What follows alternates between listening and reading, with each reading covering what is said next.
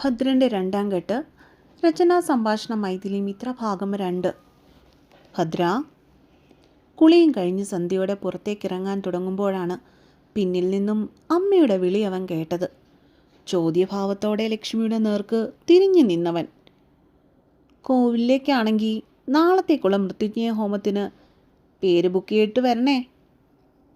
അമ്മയുടെ മുഖത്തെ പ്രതീക്ഷകൾ ഭദ്രന് വായിക്കാനാകുമായിരുന്നു.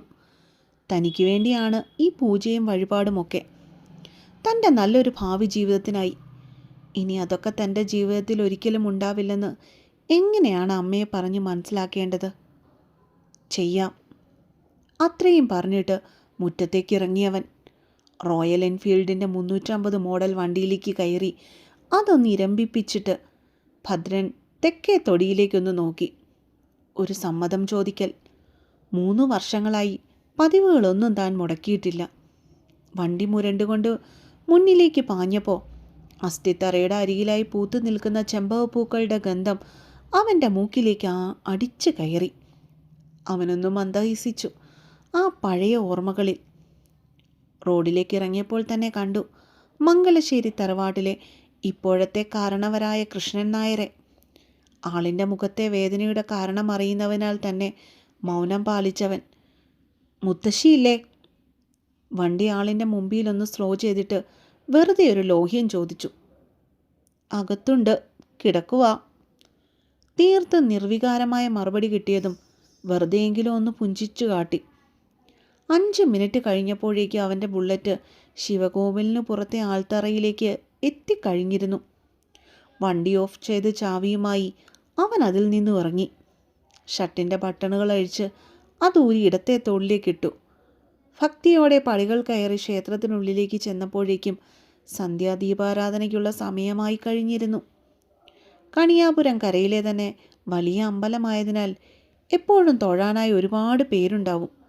കുറേ നേരം ആ ശ്രീകോവിലിനു മുൻപിൽ കണ്ണുകൾ പൂട്ടി നിന്നവൻ എന്നത്തെയും പോലെ ദുഃഖങ്ങൾ ആ സ്വാമിയുടെ മുൻപിൽ ചെന്ന് നിന്ന് പദം പറഞ്ഞു.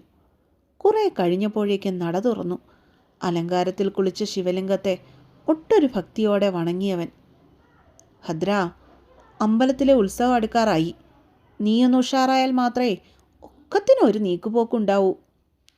ശ്രീകോവിലിന് ചുറ്റും 3 വട്ടം ഓവ് മുറിക്കാതെ വലം വെച്ചതിന് ശേഷം പ്രസാദം വാങ്ങുവാനായി ചെന്നപ്പോൾ വാസുദേവൻ തിരുമേനിയുടെ വക അന്നും കിട്ടിയ ഉപദേശം. നോക്കാം തിരുമേനി. കയ്യിൽ ഒഴിച്ചു കിട്ടിയ തീർത്ഥം കുടിച്ച് ബാക്കി തലയുടെ മുകളിൽ തുടച്ചിട്ട് ചന്ദനത്തിനായി കൈനീട്ടിയവൻ. നോക്കാം എന്നല്ല പറയണ്ടേ, ചെയ്യാന്നാണ്. നിന്റെ ചെണ്ടയുടെ താളമില്ലാതെ 3 വർഷമായി ഭഗവാന്റെ ഉത്സവം നടത്തുന്നു. ഈ വട്ടമെങ്കിലും ഉണ്ടാവണം ചെമ്പകശ്ശേരി ഭദ്രന്മാരുടെ വായ തായമ്പക.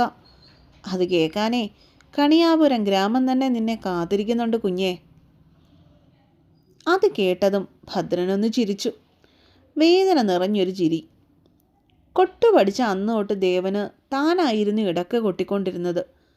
ഉത്സവത്തിന് തൻ്റെ തായമ്പകയില്ലാതെ കൊടിയിറങ്ങില്ലായിരുന്നു.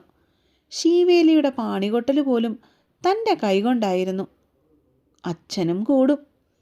എല്ലാം നിന്നു പോയിരിക്കുന്നു.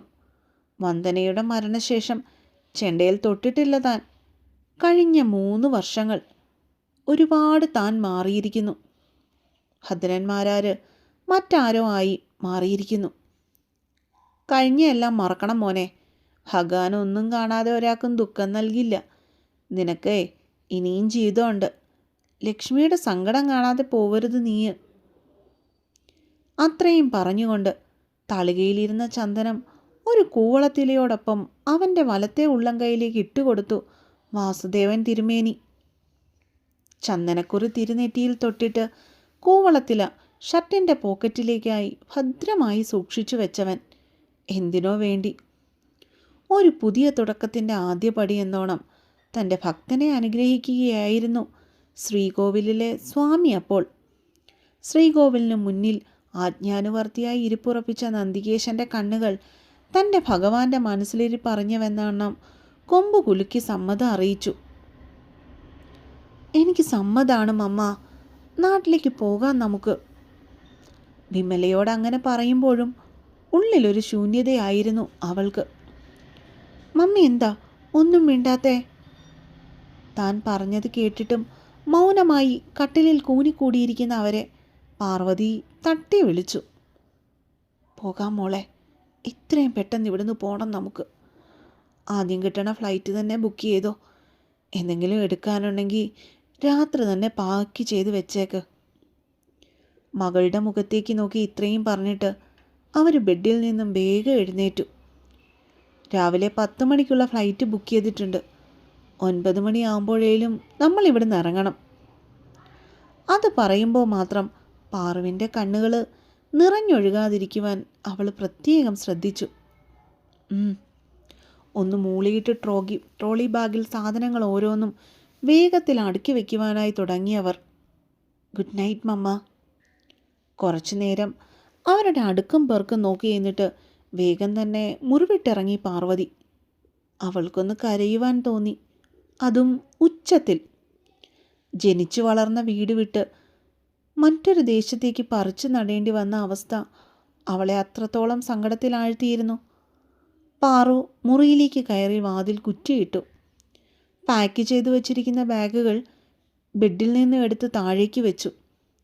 പില്ലോയ്ക്കടിയിൽ വെച്ചിരുന്ന ഫോണിൻ്റെ വൈബ്രേഷൻ അനുഭവപ്പെട്ടപ്പോഴാണ് അവൾ അത് കയ്യിലേക്കെടുത്തത്.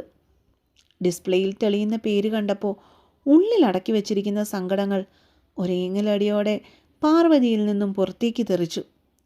അവളുടെ വിരലുകൾ വേഗത്തിൽ ആൻസർ ബട്ടണിലേക്ക് നീങ്ങി. പാർവതി. ചെവിയിൽ തിരികിയ ബ്ലൂടൂത്ത് ബഡ്സിൽ നിന്നും അവൻ്റെ വേദനയോടെയുള്ള ശബ്ദം അവൾക്ക് കേൾക്കാനായി. ചുണ്ടുകൾ മുറുക്കെ ഇറുക്കി അടച്ച് കരച്ചിലിനെ വരുതിയിലാക്കി പെണ്ണവൾ. Are you crime baby? അവൻ്റെ ശബ്ദവും ഇടറുന്നുണ്ടായിരുന്നു. Yeah, I am okay Rohit. പോകാതെ ഇരുന്നൂടെ പാർവതി നിനക്ക്? You know I can't be here without you. ഞാൻ എന്താ രോഹിത് ചെയ്യുക? മമ്മയുടെ സങ്കടം കാണുമ്പോൾ എനിക്ക് ടോളറേറ്റ് ചെയ്യാൻ പറ്റാതെ വരുക. സാരമില്ല, പോട്ടെ. ഞാൻ ഇടയ്ക്കിടയ്ക്ക് വന്നോളാം നിന്നെ കാണാൻ. എന്നും വിളിച്ചോളാം. സങ്കടപ്പെടാതെ നീ ഇരുന്നാൽ മതി. കുറച്ച് നാൾ കൂടി നീ ഒന്ന് അഡ്ജസ്റ്റ് ചെയ്യേണ്ടി വരും. ഞാനൊന്ന് സെറ്റിൽഡായിട്ട് നാട്ടിൽ വന്ന് നിന്നെ പെണ്ണ് ചോദിച്ചോളാം. അവൻ്റെ ആ വാക്കുകൾ നൽകിയ ഉറപ്പൊന്നും മതിയായിരുന്നു അവളിലെ സങ്കടങ്ങൾ ഒന്ന് തുടച്ചു മാറ്റുവാൻ. I love you Parvati. Love you too Rohit. എങ്കിൽ പോയി കിടന്നുറങ്ങിക്കോ. രാവിലെ പോകാനുള്ളതല്ലേ. ഇറങ്ങുമ്പോൾ എന്നെ വിളിക്ക് നീ. ഞാൻ എയർപോർട്ടിൽ നിങ്ങളെ ഡ്രോപ്പ് ചെയ്തോളാം. വിളിച്ചോളാം. Good night Rohit. Good night D. Miss you. Call നിന്ന ശേഷവും ആ പടുകൂറ്റൻ ഫ്ലാറ്റിൻ്റെ ശീതീകരിച്ച മുറിയിലെ വെറും തറയിൽ അവളിരുന്നു, രോഹിത് എന്ന തൻ്റെ പ്രണയത്തെ ഓർത്തുകൊണ്ട്. കുറച്ചു നേരം കഴിഞ്ഞപ്പോഴേക്കും കരഞ്ഞതിൻ്റെ മൂലമുള്ള തലവേദന കൊണ്ടോ അതോ ഒന്നും കഴിക്കാത്തതിനുള്ള ക്ഷീണം കാരണമോ അവളുടെ കണ്ണുകൾ അടഞ്ഞു പോയിരുന്നു. തറയിലിരുന്ന് കട്ടിലിൽ ചാരിയിരുന്ന് അവൾ ഉറങ്ങി. നിദ്രയിൽ അവളൊരു സ്വപ്നം കണ്ടു. ഒരു കൂവളത്തില ഒരു കുഞ്ഞു ചുവന്ന പെട്ടിയിൽ സൂക്ഷിച്ചിരിക്കുന്നത്, കൂടെ ഒരു സ്വർണ്ണ രുദ്രാക്ഷമാലയിൽ തൂങ്ങിയാടുന്ന ശിവൻ്റെ ലോക്കറ്റും. അതേസമയം തൊട്ടപ്പുറത്തുള്ള ഫ്ലാറ്റിൽ അവൻ ആ രാത്രി ഉറങ്ങാതെ ഇരിക്കുകയായിരുന്നു. തൻ്റെ പ്രണയം എന്നേക്കുമായി തനിക്ക് നഷ്ടപ്പെട്ടു പോകുന്നു എന്നറിയാതെ. അപ്പോൾ തുടരും. ഇഷ്ടമെങ്കിൽ അഭിപ്രായം അറിയിക്കണേ പിള്ളേരെ. എല്ലാവരും നിങ്ങളുടെ അഭിപ്രായം കമൻറ്റ് ബോക്സിലൊന്ന് എഴുതിയിട്ടിട്ട് പോണേ. പിന്നെ ഇനിയും ചാനൽ സബ്സ്ക്രൈബ് ചെയ്യാത്ത ആൾക്കാർ ആരെങ്കിലും ഉണ്ടെങ്കിൽ ചാനലൊന്ന് സബ്സ്ക്രൈബ് ചെയ്യുകയും വേണം കേട്ടോ.